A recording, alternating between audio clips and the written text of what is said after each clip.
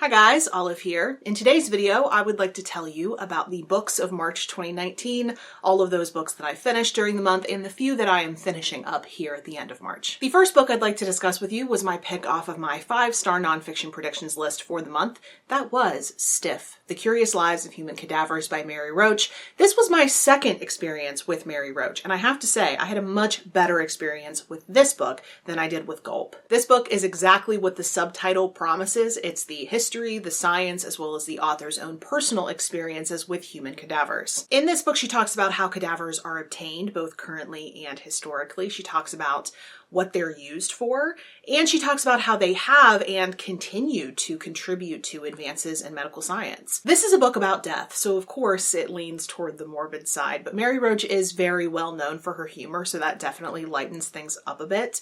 But I will say her humor can be very heavy-handed. It's kind of dad joke-esque. And while I didn't enjoy this book as much as I did Smoke Gets in Your Eyes by Caitlin Doughty, it was a very enjoyable and eye-opening read.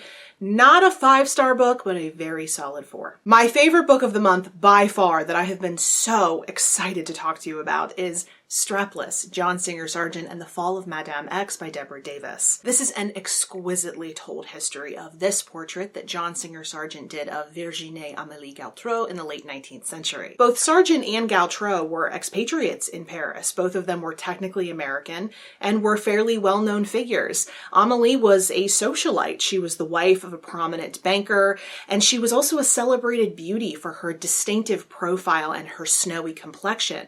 Meanwhile, John Singer Sargent was a dedicated and talented portraitist who thought that a painting of the famous Gautreau would only help lift his rising star. But while Sargent was painting Amélie in the awkward final pose that we see in the final portrait, one of the jeweled straps of her dress slipped down her shoulder due to the tension in her arm while she was posing, and Sargent made the artistic choice to keep this in the painting. This decision came back to haunt him in a very big way when the portrait was met with a heaping portion of ridicule when it debuted at the Paris Salon in 1884. But this book isn't just a history of this painting, it's a history of these two individuals and their circles, their families, their friends, and the other prominent figures of the era. This book really felt like a window into this world because it completely encapsulates the feeling of Paris at this time and gives you such a thorough sense of these really remarkable people. But then the author goes one step farther and tries to analyze why this painting elicited the reactions that it did.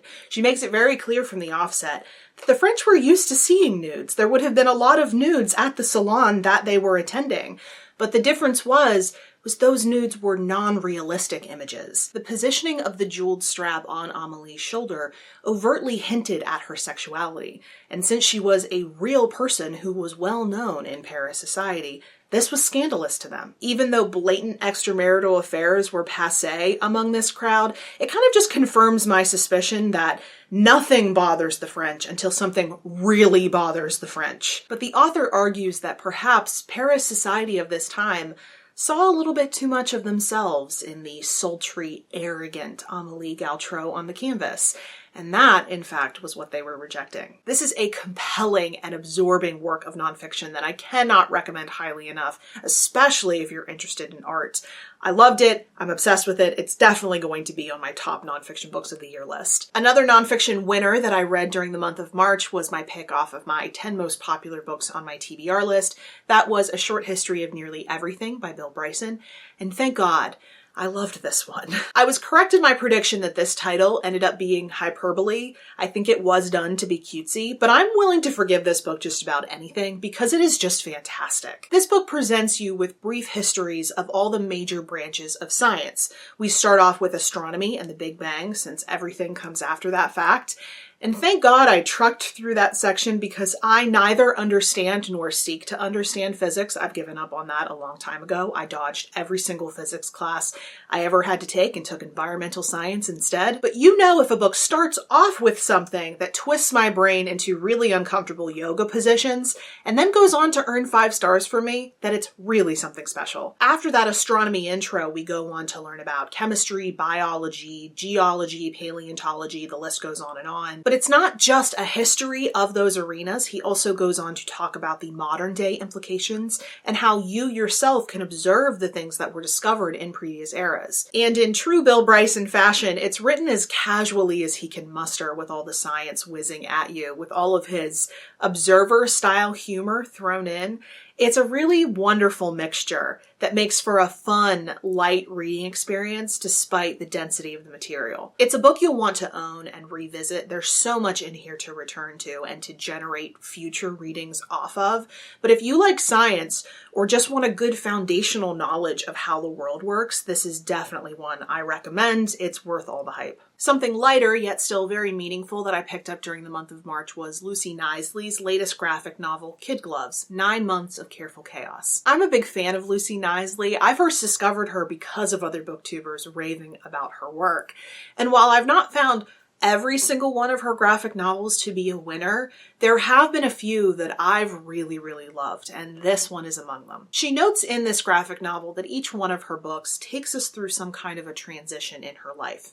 And this book showcases her entry into motherhood. We go on a visual journey of Knisley's initial struggles to get pregnant, then on to her devastating miscarriage, only to see her go on to have a successful pregnancy, albeit a dangerous one whose warning signs were missed, or dare I say ignored, by doctors. Along the way, she takes us through the things that she learned about pregnancy during her own, since the whole thing seems pretty shrouded in secrecy until you go through it yourself, a practice that can lead us all to some pretty toxic misconceptions about the whole thing. But Lucy takes the time throughout the book to bust those myths and illustrate the realities. It's a really great book. It's certainly one of her most ambitious so far, and certainly among the most meaningful. The random book off of my TBR for the month of March that my patrons chose for me was Salt, A World History by Mark Kurlansky. The vote on my Patreon was a landslide. Apparently everyone wanted me to read about the ubiquitous yet massively important substance that we know as salt. It's really hard to wrap your brain around the fact that something you can just reach into your cupboard and pull out at basically all times has fundamentally altered the society in which we live today. It's not just something that provides flavor. It's essential for our bodies. It's been used as currency. It's used as a preservative for other foodstuffs. Its legacy lives on in the words that we use, the names of the places that we visit. Its importance is sprinkled through so many stories of just recorded human history. And there within lies the issue with this book. It was far too broad in scope. There was really no narrative to this book. It was basically just rapid fire salt facts coming at you as fast as you could read them.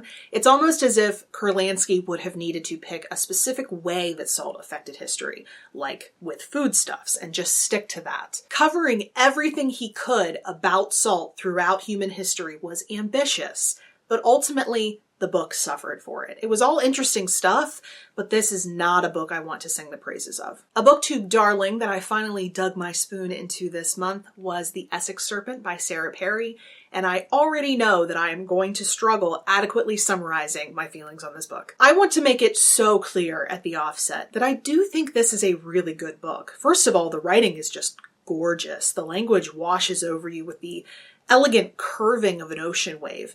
And the characters are so remarkably done that I would really struggle to name you a better character novel. But the issue I had with this book is that there's really no story here.